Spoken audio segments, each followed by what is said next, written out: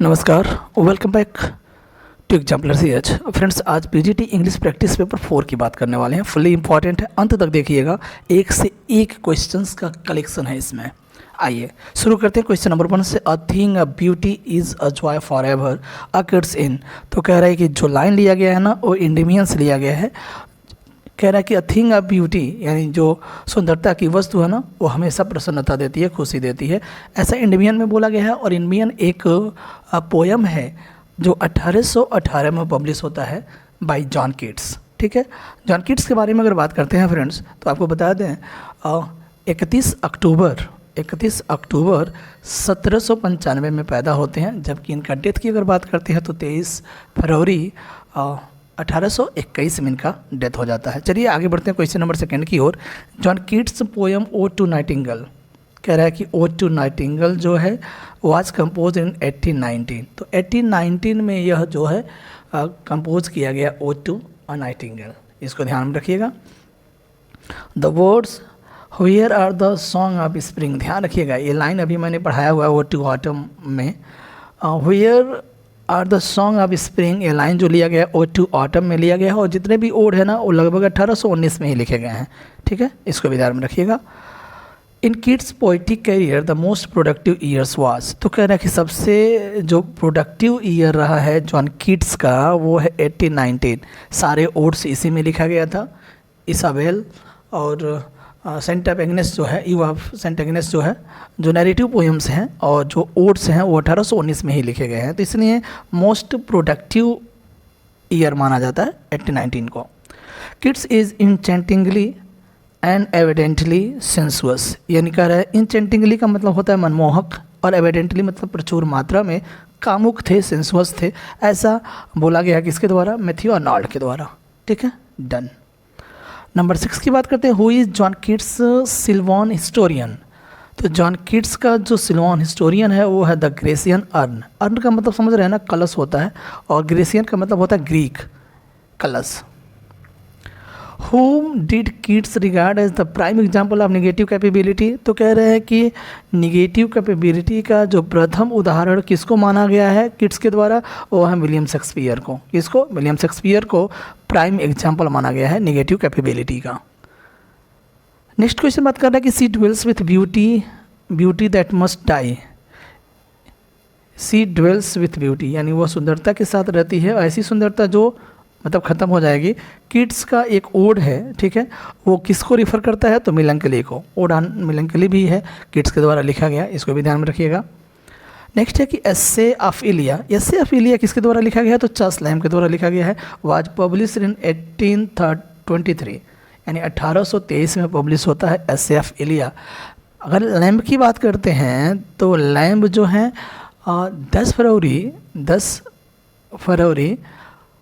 1775 में पैदा होते हैं, जबकि 27 दिसंबर 1834 को इनका डेथ हो जाता है। ठीक, हम बात कर रहे हैं चार्ल्स लैम्ब के बारे में। क्वेश्चन नंबर 10 की बात करते हैं कि who called lamb the gentle hearted Charles, यानी द जेंटल हार्टेड चार्ल्स किसने बोला है लैम्ब को? वो कॉलरिज साहब हैं। ठीक है, Coleridge. Who referred Lamb as Lamb the frolic and the gentle. Frolic का मतलब होता है मौज मस्ती, ठीक है, उल्लास से परिपूर्ण बोला है। जेंटल बोला है और फ्रोलिक बोला है किसने? वर्ड्सवर्थ ने। किसको? लैम्ब को। Done. Last essay of Elia की अगर बात करता है तो वो कब अपीयर हुआ था? तो लास्ट एस्से ऑफ इलिया जो है 1833 में, जबकि एस्से ऑफ इलिया जो 1823 में पब्लिश होता है, और लास्ट एस्से ऑफ इलिया 1833 में। अपीयर का मतलब समझ लीजिएगा published.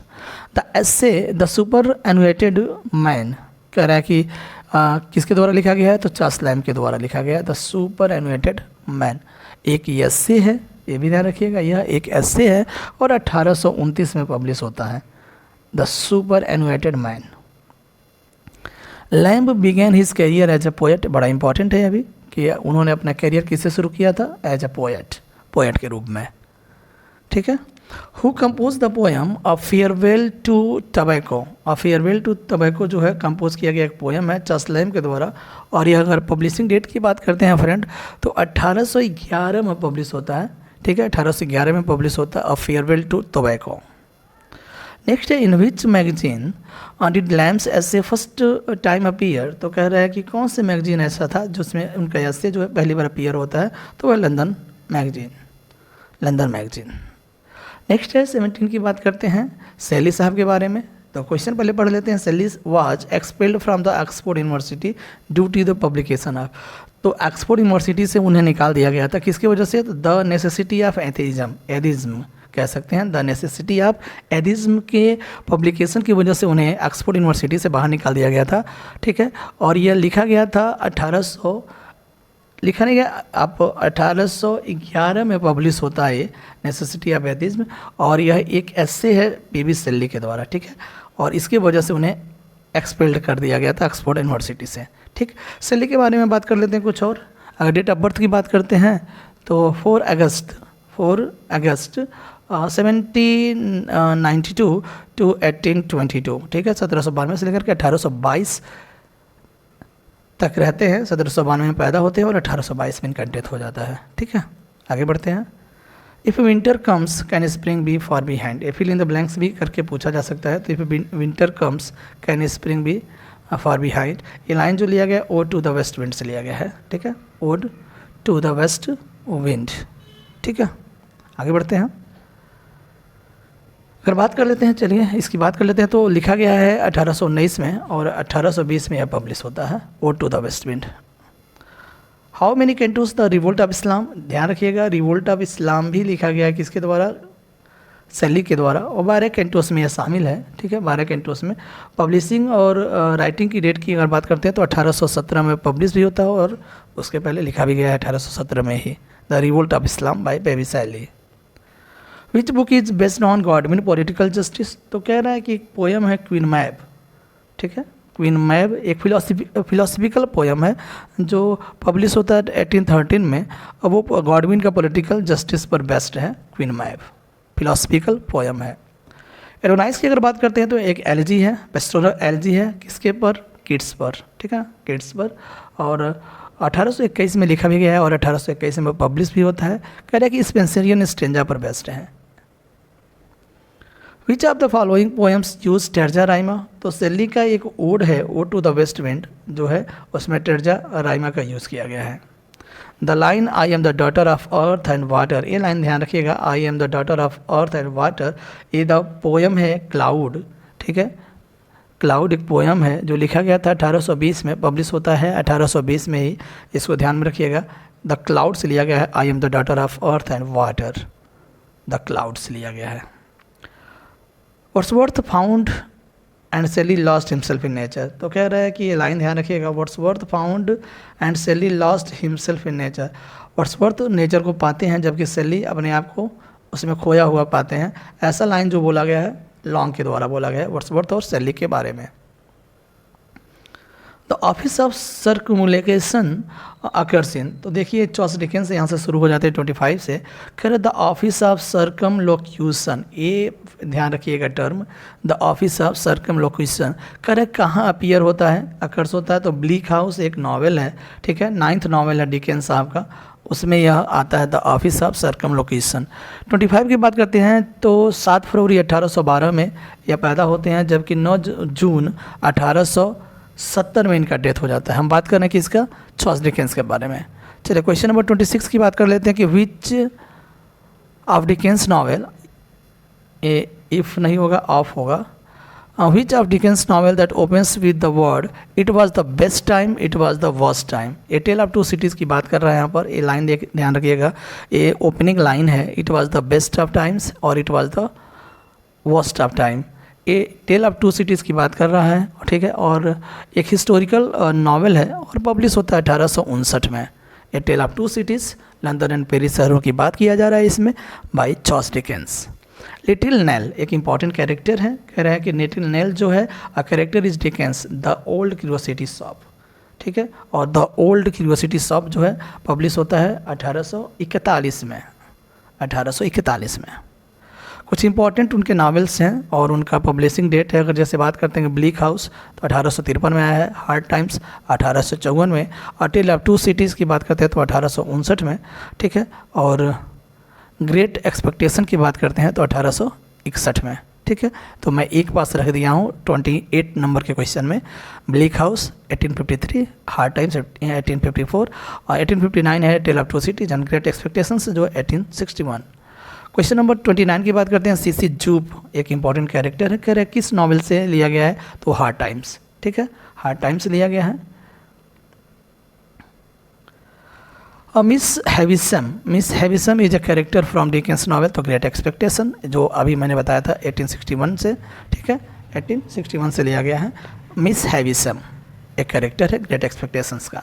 The protagonist of great expectations तो कह रहे हैं कि उसका हीरो कौन है, प्रोटोगनिस्ट कौन है, तो वो है पिप, ठीक है, पिप। नेक्स्ट है Edwin Drood is Dickens unfinished novel है, जो कि अब एडविन ड्रूड जो है अनफिनिश्ड नॉवल है तो इसकी कोई चर्चा ही नहीं है, तो ध्यान रखिएगा एडविन ड्रूड डिकेंस साहब का अनफिनिश्ड नॉवल है। बात करते हैं हम नेक्स्ट मैथ्यू आर्नोल्ड के बारे में। सबसे पहले मैथ्यू आर्नोल्ड के बारे में हम लोग जान लेते हैं कि 24 दिसंबर 1822 में ये पैदा होते हैं और 1888 में इनका डेथ हो जाता है, यानी 15 अप्रैल 1888 में इनका डेथ हो जाता है। हम बात कर रहे हैं मैथ्यू आर्नोल्ड के बारे में। क्वेश्चन नंबर 33 देखेंगे, कह रहे हैं कि poetry is a criticism of life, किसने बोला है, तो कह रहा है कि ये पोइट्री का डिफिनीसन है मैथ्यू आर्नोल्ड के द्वारा, लेकिन कह रहा है कि लाइन कहाँ अकर होता है, कहाँ पियर होता है, तो द स्टडी ऑफ पोइट्री एक वर्क है उनका, द स्टडी ऑफ पोइट्री 1880 में आता है बाय मैथ्यू आर्नोल्ड, वहाँ से ये अपीयर होता है या अकर होता है। रग्बी चैपल की बात करते हैं, is a poem by Arnold in the memory of his father Thomas Arnold, ठीक है, उनके पिता थॉमस आर्नोल्ड के बारे में उनके याद में लिखा गया एक पोएम है रग्बी चैपल, ठीक है, रग्बी चैपल। रग्बी चैपल की अगर बात करते हैं तो 1857 में लिखा गया था, 1857 में लिखा गया है और फाइनली 1867 में पब्लिश होता है Rugby Chapel. Which work of Arnold is a plea for liberality in religion, तो कह रहा है कि आर्नोल्ड जो हैं एक प्लीड है फॉर, यानी प्लीड में एक निवेदन है, लिबरलिटी और इन रिलीजन यानी लिबरल उदारता, धर्म में उदारता के लिए एक निवेदन है, वो किस में है, लिटरेचर एंड डोगमा, ठीक है, लिटरेचर और डोगमा में यह है और वो निवेदन करते हैं किसके लिए, उदारता, किस में, धर्म में उदारता के लिए। चलिए आगे बढ़ते हैं, ये भी इंपॉर्टेंट है। 36 की बात करते हैं कि by which term aristocratic classes, कह रहा है कि एक टर्म है अरिस्टोक्रेटिक क्लासेस, वो किसके बारे में, तो बारबेरियन बोला जाता है और सभी लोगों के लिए बोला जाता है बारबेरियन, ठीक है। Number next, loss of faith in Victorian age in theme of, तो कह रहे हैं कि विक्टोरियन एज में जो फैथ है, विश्वास है, उसका लॉस हुआ है, वो उसका थीम क्या है, डबर बीच पोएम में दिखाया गया है, ठीक है, डबर बीच। डबर बीच की अगर बात करते हैं तो यह एक लिरिक है, इसको ध्यान में रखिएगा, लिरिक है, 1867 में पब्लिश होता है, इसको ध्यान में रखिएगा, ठीक है।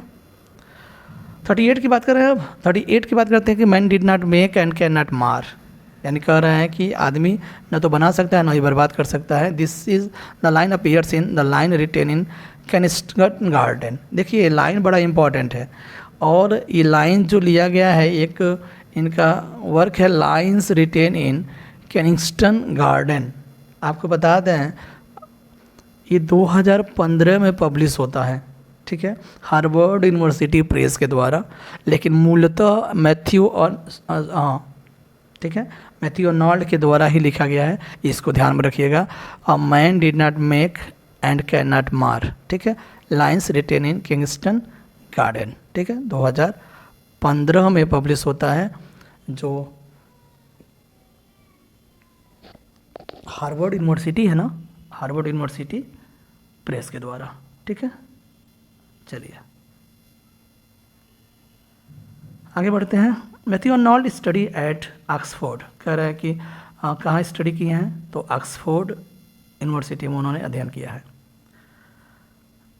The best poems of Matthew Arnold, तो एलिजीज है, सबसे ज़्यादा अगर पोएम उन्होंने लिखा है तो एलिजी ही लिखा है, ठीक है, एलिजी। नेक्स्ट क्वेश्चन बात करते हैं हम टेनिसन साहब के बारे में। सबसे पहले टेनिसन साहब के बारे में बात करते हैं कि जो जन्म की अगर बात करते हैं तो 6 अगस्त 1809 में ये पैदा होते हैं और 1892 में इनका डेथ हो जाता है, 6 अक्टूबर, ठीक है, 6 अक्टूबर 1892 में इनका डेथ हो जाता है।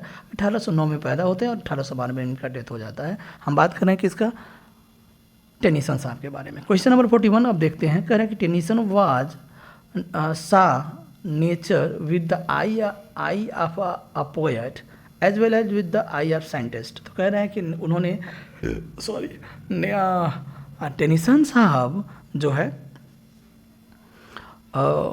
उन्होंने प्रकृति को किस रूप में देखा, एक पोएट के रूप में भी देखा और एक साइंटिस्ट के आंखों से भी देखा, यानी पोएट की आंखों से और साइंटिस्ट के आंखों से। ठीक है, क्लियर।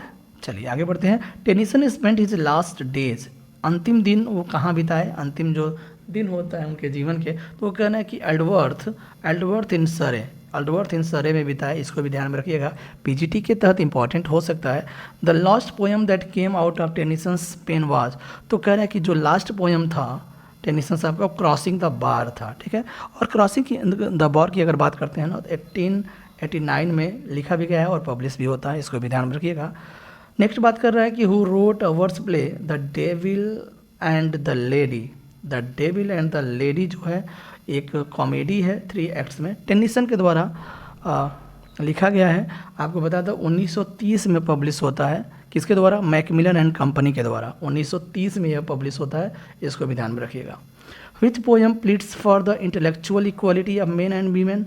अब देखिए कह रहे हैं कि यह भी एक निवेदन है, प्लीड्स है इंटेलेक्चुअल इक्वालिटी, यानी बौद्धिक जो समानता है ना मेन और वीमेन में, उसमें निवेदन किया गया है। तो कौन सा पोएम है, तो ये है एक नरेटिव पोएम है जो 1847 में पब्लिश होता है टेनिसन साहब के द्वारा, वो है द प्रिंसेस। ठीक है, इन मेमोरियम की बात करते हैं तो 1850 में पब्लिश होता है, written in memory of A.H. Hallam. A.H. Hallam के मेमोरी में ये लिखा गया इन मेमोरियम। नेक्स्ट बात करते हैं आइडेंटिफाई द पोएम। 47 की बात करते हैं तो correct to strive, to seek, to find and not to yield. ये लाइन बड़ा इंपॉर्टेंट है, टेनिसन के द्वारा लिखा गया एक पोएम है यूलिसस के द्वारा लिखा गया, यूलिसस से लिया गया लाइन है, to strive, to seek, to find and not to yield. Next है कि टेनिसन्स फेवरेट पोएम, तो मॉड है। ठीक है, मॉड है और मॉड आया है 1855 में पब्लिश होता है, अपीयर होता है, इसको भी ध्यान में रखिएगा। नेक्स्ट है कि 49 की बात करते हैं। 49 शुरू हो जाता है थॉमस हार्डी के द्वारा। जो भी क्वेश्चंस बन रहे हैं उनको देखते हैं। सबसे पहले हम डेट ऑफ बर्थ की बात करते हैं। 1840 में उनका जन्म होता है और जबकि 1928 में उनका डेथ हो जाता है। हम बात कर रहे हैं थॉमस हार्डी के द्वारा, हार्डी के बारे में। ठीक है, सबसे पहले अब क्वेश्चंस देख लेते हैं। कह रहे हैं कि who fell ill with pleurisy in December 1927, यानी प्लूरेसी से वो 1927 में बीमार पड़ गए एंड डाइड इन जनवरी 1928, और 1928 में उनका डेथ हो जाता है। ये थॉमस हार्डी के बारे में है। Bathsheba is the heroine of far from the madding crowd. तो आपको बता दें 1874 में यह नावल पब्लिश होता है, far from the madding crowd. Bathsheba जो है उसकी हीरोइन है। ठीक, नेक्स्ट है कि Thomas Hardy's last major novel was. तो जो लास्ट मेजर नावल है वो है जूड द ऑब्स्क्योर, और जूड द ऑब्स्क्योर की अगर बात करते हैं तो 1895 में पब्लिश होता है, इसको ध्यान में रखिएगा। ठीक है, 1895 में।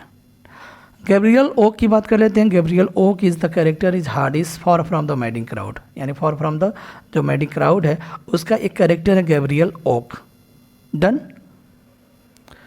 The subtitle of the novel the mayor of Casterbridge. The mayor of Casterbridge अगर आप देखेंगे तो ये शायद 1886 में पब्लिश होता है बाई थॉमस हार्डी।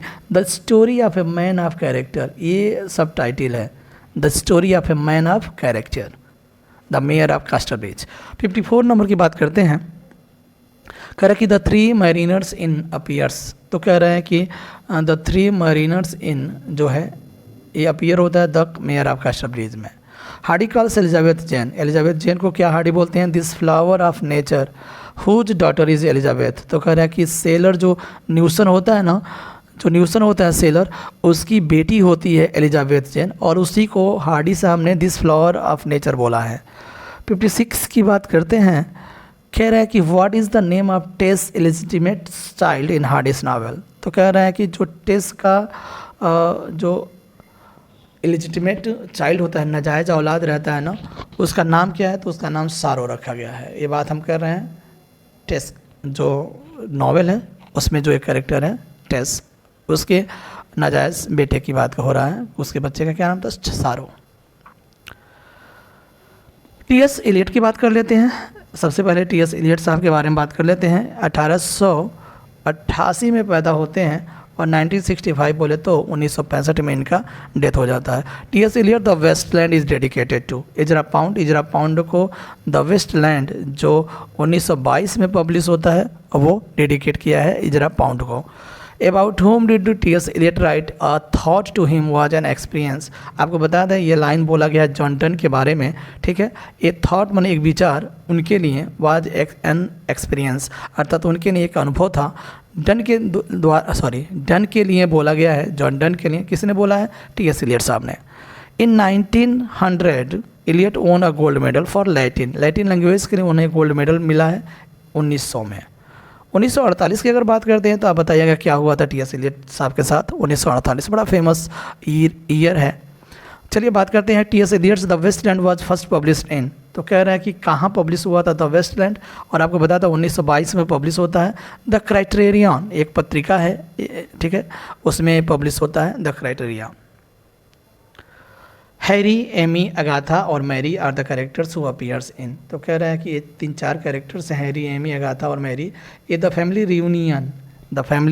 रियूनियन जो है 1939 में आता है, उसके कैरेक्टर्स हैं, ठीक है। चलिए आगे बढ़ते हैं। नेक्स्ट है the line I am not Prince Hamlet nor was mean to be. ये लाइन मैंने आपको बता दें मैंने पोस्ट किया था कम्युनिटी बॉक्स में यूट्यूब के, तो वहाँ पर ये क्वेश्चन मैंने डाला था, I am not Prince Hamlet nor was mean to be appears in T S. Eliot the love song of J Alfred Prufrock. और आपको बता था 1915 में पब्लिश होता है poem by T S. Eliot. In the waste land the Himalayas are said to be. कह रहा है कि वेस्टलैंड में यानी द वेस्टलैंड में हिमालयाज को क्या बोला गया है? हिमवंत बोला गया है, ठीक है, बाय टी.एस. इलियट। नेक्स्ट है which of the following collection of poems was written by Kamala दास।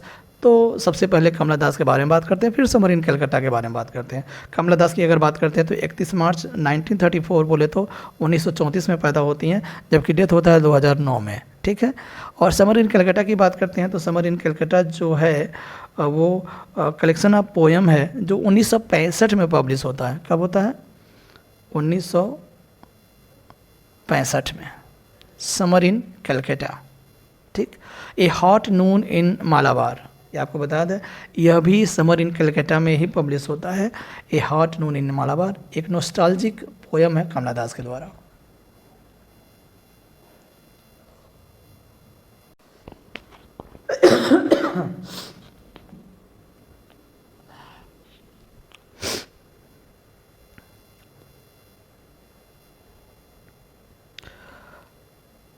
चलिए नेक्स्ट बात करते हैं। Which novel did Anand write under the influence of James Joyce and Mahatma Gandhi. तो वही है द अनटचेबल है जो 1935 में पब्लिश होता है। महात्मा गांधी और जेम्स जॉयस दोनों लोगों से बड़ी प्रभावित थे, ठीक है। Doctor Anand met a popular American novelist, एक अमेरिकन नॉवेलिस्ट से मुलाकात हुआ था उनका, ये अमेरिकन होगा। This American novelist committed suicide, और उस अमेरिकन नॉवेलिस्ट ने सुसाइड कर लिया था। तो वो कौन थे? तो वो कह रहे हैं कि अर्नेस्ट हमिंगवे थे। कौन? Ernest Hemingway. The original title of Mulk Raja आनंद गौरी। गौरी का जो ओरिजिनल टाइटल क्या है वो है the woman and the cow. The woman and the cow, इसको ध्यान में रखिएगा। और ये जो है आपको बता दें 1960 में पब्लिश होता है यह नावल, ठीक है, ध्यान रखिएगा। अब चलिए बात करते हैं 76 का निसिम स्केल के बारे में, ठीक है। निसिम स्केल क्या कह रहा है? सबसे पहले कह रहा है कि a time to change was written by. सबसे पहले निजिम स्केल के बारे में बात कर लेते हैं। ए टाइम टू चेंज जो है निजिम स्केल के द्वारा लिखा गया है। अगर बात करते हैं तो 1924 में ये पैदा होते हैं, 2004 में इनका डेथ होता है, ठीक है, इसको ध्यान में रखिएगा। और ये टाइम टू चेंज जो है 1952 में पब्लिश होता है, इसको ध्यान में रखिएगा। नेक्स्ट क्वेश्चन है कि what was the origin of the race of nazism scale. उनका रेस क्या है? तो बेने इज़राइल में पैदा होते हैं, ठीक है, रेस जो है उनका बेने इज़राइल है। बैकग्राउंड कैजुअली जो है आपको बता दें 1965 में पब्लिश होता है निजिम स्केल के द्वारा background casually. Who is beaten by the scorpion in the knight of the scorpion. The knight of the scorpion जो लिखा गया है निजी मिस्केल के द्वारा, उसमें जो स्कॉर्पियन के द्वारा किसे काटा जाता है, तो लेखक की जो माता जी हैं ना उनको काट लेता है, ठीक है, काट लेता है। और आपको बता दें the knight of the scorpion जो है एक उनका पोइट्री का कलेक्शन है, द एग्जैक्ट नेम, जो 1965 में पब्लिश होता है, द एग्जैक्ट नेम में यह पब्लिश होता है, the knight of the scorpion. Next है who is the author of the pen enterprises, poem है, कह रहा है कि पोयम इंटरप्राइज का किसने लिखा है, तो निजी मिस्केल ही हैं। और इंटरप्राइज की बात करते हैं तो यह भी जो 1960 में ये पब्लिश होता है, 1960 में, और ये अनफिनिश्ड एक वॉल्यूम है, द अनफिनिश्ड मैन, ठीक है, उसमें यह पब्लिश होता है enterprise. Who among the following is called a new England poet. अब देखिए न्यू इंग्लैंड पोएट किसे कहा जाता है, तो रॉबर्ट फ्रॉस्ट को, क्योंकि आपको बताया था अमेरिका से चल करके आके इंग्लैंड में सेटल हो गए थे, तो न्यू इंग्लैंड पोएट भी बोला जाता है रॉबर्ट फ्रॉस्ट को। इनके बारे में बात कर लेते हैं तो 1874 में पैदा होते हैं एक चीज़, और 1963 में इनका डेथ हो जाता है, ठीक। आगे बात करते हैं कि who is the author of the masque of mercy. तो मास्क ऑफ मर्सी, ये मास्क ऑफ मर्सी जो लिखा गया किसके द्वारा, रॉबर्ट फ्रॉस्ट के द्वारा, 1947 में पब्लिश होता है, एक प्ले है रॉबर्ट फ्रॉस्ट के द्वारा, इसको ध्यान में रखिएगा। द पोयम वर्चेस, बड़ा इंपॉर्टेंट पोयम है वर्चेस, अपीयर्ड 1916 में पब्लिश होता है, और किसमें, माउंटेन इंटरवल में, एक पत्रिका है माउंटेन इंटरवल, उसमें पब्लिश होता है, ठीक है। नेक्स्ट है Robert Frost was an American poet settled in England. मैंने पहले ही बता दिया था अमेरिकन पोएट थे, और बाद में मेंडिंग वॉल की बात करते हैं, अपीयर्ड 1914, कह रहा है कि मेंडिंग वॉल एक पोयम है रॉबर्ट फ्रॉस्ट के द्वारा, और कह रहा है कि 1914 में अपीयर होता है, और किसमें, नॉर्थ ऑफ बोस्टन जो कलेक्शन है उसमें। Who is known as the bard of democracy. Bard of democracy Walt Whitman को बोलते हैं, और व्हिटमैन की अगर बात करते हैं तो 1819 में पैदा होते हैं, और जबकि 1892 में इनका डेथ हो जाता है, 1892 में, ठीक है। वॉल्ट व्हिटमैन की बात करना है भाई साहब, ध्यान रखिएगा। The representative poet of America, तो आपको बताया था पोएट ऑफ डेमोक्रेसी या रिप्रेजेंटेटिव पोएट जो बोला जाता है वो किन्हें, वॉल्ट व्हिटमैन को बोला जाता है। What is the major symbol of Walt Whitman, song of myself. Song of myself का जो मेजर सिंबल है वो ग्रास है, घास है, ठीक है। सॉन्ग ऑफ माई सेल्फ की अगर बात करते हैं तो 1855 में, ये ध्यान रखिएगा, बड़ा फेमस इनका वर्क है, 1855 में पब्लिश होता है। The poem O captain my captain appeared in 1865, तो कह रहा है कि द पोएम है ओ कैप्टन माई कैप्टन जो है, ठीक है, ये 1865 में अपीयर होता है। Who among these is called the home spoon philosopher. किसे बोला जाता है, होम स्पून फिलोसफर बोला गया है, किसको, वॉल्ट व्हिटमैन को, होम स्पून फिलोसफर, ध्यान रखिएगा। The line a man can be destroyed but not defeated appears in the old man and the sea. कह रहा है कि एक आदमी ना बर्बाद हो सकता है लेकिन कभी हार नहीं सकता। ये लाइन जो लिया गया the old man and the sea से, और यह लाइन जो है 91 की अगर बात करते हैं तो हेमिंगवे के द्वारा लिखा गया है, यह नावल है, ठीक है, हेमिंगवे के द्वारा लिखा गया एक नावल है। हेमिंगवे की बात करते हैं तो 1899 में पैदा होते हैं, और जबकि 1961 में इनका डेथ हो जाता है, 1961 में। The old man and the sea की अगर बात करते हैं, एक नोवेला है, 1950 से 51 के बीच लिखा गया है, और finally the old man and the sea जो है ना, ये 1952 में पब्लिश होता है, और इसके लिए हेमिंगवे साहब को नोबेल प्राइज़ भी मिलता है। Hemingway's novel fair to arms is divided into, तो कह रहे हैं कि जो फेयरवेल टू आर्म्स है ना 5 बुक्स में है, इसको ध्यान में रखिएगा, ठीक है। और ये फाइनली 1929 में पब्लिश होता है। When was the novel for home the world tolls, तो कह रहे हैं कि कब यह पब्लिश होता है, तो ये अर्नेस्ट हेमिंगवे के द्वारा पब्लिश होता है 1940 में। हाँ, the term code hero, code hero जो है किससे संबंधित है, तो वो हेमिंगवे के द्वारा ही है, code hero. Hemingway was awarded the Nobel prize 1954, 1954 में इन्हें नोबेल प्राइज़ मिलता है, किसके लिए, the old man and the sea के लिए। जैसा मैंने बोला है 1952 में पब्लिश होता है द ओल्ड मैन एंड सी, और 1954 में फाइनली उन्हें दिया जाता है नोबेल प्राइज़। अब बात कर लेते हैं विलियम फॉकनर के लिए। कह रहे the title the sound and the fury, ध्यान रखिएगा, the sound and the fury जो है 1929 में पब्लिश होता है, एक नावल है विलियम फॉकनर के द्वारा, और ये टाइटल मैकबेथ से लिया गया है, यानी एक्ट 5th सीन 5th से यह लाइन है, ठीक है, और वहाँ से लिया गया लाइन है मैकबेथ से। इसका title. William Faulkner got the Nobel prize for literature in 1949 यानी 1949 में नोबेल प्राइज़ मिलता है किसको? विलियम फॉकनर को। और विलियम फॉकनर की अगर बात करते हैं तो 1897 में पैदा होते हैं और 1962 में इनका डेथ हो जाता है। और नोबेल प्राइज़ का मिलता है 1949 में, ठीक है, 1949 में। एब्सलोम एक नावल है जो 1936 में पब्लिश होता है, विलियम फॉकनर के द्वारा एक लिखा गया है। Who is the author of the unvanquished, ये थोड़ा ध्यान रखिएगा। द अनवैंक्विस्ड एक वर्क है और विलियम फॉकनर के द्वारा लिखा गया है। मैं आपको बता दूं 7 एसेस 1938 में पब्लिश होता है और 7 एसेस का मतलब है 7 शॉर्ट स्टोरीज का कलेक्शन है।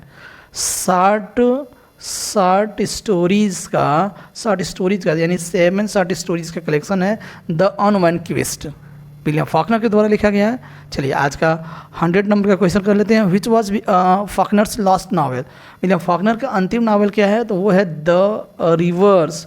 और रिवर्स जो लिखा गया है कई बार पब्लिश हुआ है, यानी 1940 से लेकर के 1960 तक यह पब्लिश होता है लास्ट नावल, ठीक है, इसको ध्यान में रखिएगा। और आज का अंतिम क्वेश्चन है मैकाले के द्वारा लिखा गया है एसे ऑन मिल्टन, मिल्टन पर बेस्ड है एसे ऑन मिल्टन, मैकाले के द्वारा लिखा गया है। ये आज का जो पीजीटी प्रैक्टिस पेपर 4 था उसका यह आज का अंतिम क्वेश्चन। मिलते हैं नेक्स्ट वीडियो में, बाय बाय।